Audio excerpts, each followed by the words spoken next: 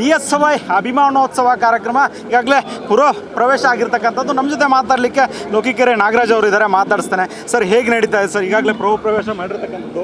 ಈಗಾಗಲೇ ಇವತ್ತು ಅದ್ಧೂರಿಯಾಗಿ ರೈತ ಸಮುದಾಯದಿಂದ ರಾಶಿ ಪೂಜೆ ಮಾಡೋದ್ರ ಮುಖಾಂತರ, ಗೋಪೂಜೆ ಮಾಡೋದ್ರ ಮುಖಾಂತರ ಇವತ್ತು ಮಾನ್ಯ ರೈತ ನಾಯಕ, ರೈತರ ಕಣ್ಮಣಿ, ಮಾಜಿ ಮುಖ್ಯಮಂತ್ರಿಗಳಾದ BS ಯಡಿಯೂರಪ್ಪನವರ ಅಭಿಮಾನೋತ್ಸವಕ್ಕೆ ಚಾಲನೆ ದೊರೆತಿದೆ. ತಾವೆಲ್ಲ ನೋಡ್ತಿರ್ಬೋದು, ಈಗಾಗಲೇ ಹಬ್ಬದ ವಾತಾವರಣ ಚಿತ್ರದುರ್ಗದಲ್ಲಿ ಸೃಷ್ಟಿಯಾಗಿದೆ. ಹಾಗಾಗಿ ಅದ್ಧೂರಿಯಾದ ಒಂದು 50 ವರ್ಷದ ಸಾಧನೆಯ ಒಂದು ಏನು ಸಾರ್ಥಕ ರಾಜಕಾರಣದ ಏನು ಆಚರಣೆ ಐತೆ, 50ನೇ ವರ್ಷದ ಆಚರಣೆ ಅದ್ಧೂರಿಯಾಗಿ ನಡೀತದೆ. ಅಂದರೆ ಏನೊಂದು 5 ದಶಕಗಳಂತಂದರೆ ಸಾಮಾನ್ಯನ ಮಾತಲ್ಲ ಸರ್.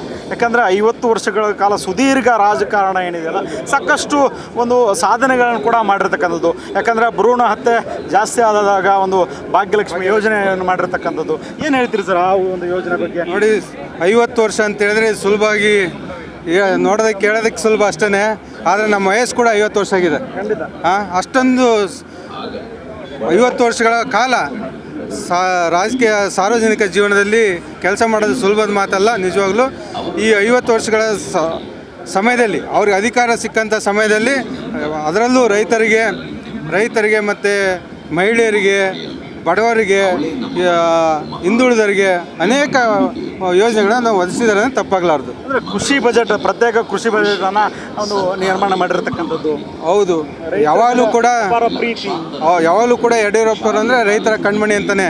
ರೈತರ ಸಾಲ ಮನ್ನಾ ಮಾಡೋದಿರ್ಬೋದು, ಬಗರುಕುಂ ರೈತರ ಹೋರಾಟವಾಗಿ ಮೊದಲನೇದಾಗಿ ಕೈಗೆ ಎತ್ಕೊಂಡಂಥದ್ದು ಇರ್ಬೋದು, ಅನೇಕ ಪಾದಯಾತ್ರೆಗಳಿರ್ಬೋದು ರೈತರ ಪರ.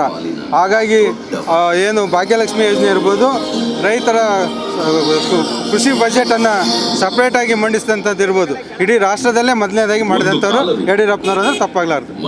ಲೋಕಿಕೆರೆ ನಾಗರಾಜ್ ಅವರ ಜೊತೆ BSY ಕುಟುಂಬ ಹೇಗೆ ಸರ್? BSY ತಮ್ಮ ಜೊತೆ ನಾನು ಮೊದಲೇ ಬೇರೆ ಪಕ್ಷದಾಗಿದ್ದರೂ ಕೂಡ BSY ಅಭಿಮಾನಿ.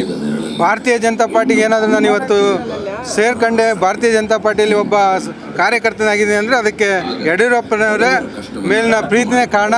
ಅವರು ಕೂಡ ನಮ್ಮ ಮನೆಗೆ ಸುಮಾರು 4ರಿಂದ 5 ಸಲ ಭೇಟಿ ಕೊಟ್ಟಿದ್ದಾರೆ.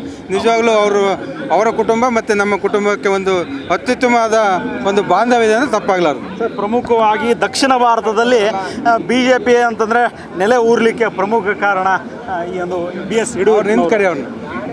ದಕ್ಷಿಣ ಭಾರತದಲ್ಲಿ ಪ್ರಮುಖವಾಗಿ BJP ಸರ್ಕಾರ ಬರಲಿಕ್ಕೆ ಪ್ರಮುಖ ಕಾರಣ ಯಡಿಯೂರಪ್ಪನವರು. ನೀವು ನೋಡಿರ್ಬೋದು, ಉತ್ತರ ಭಾರತದಲ್ಲಿ ಭಾರತೀಯ ಜನತಾ ಪಾರ್ಟಿಗೆ ಒಂದು ಸ್ಥಾನ ಇತ್ತು.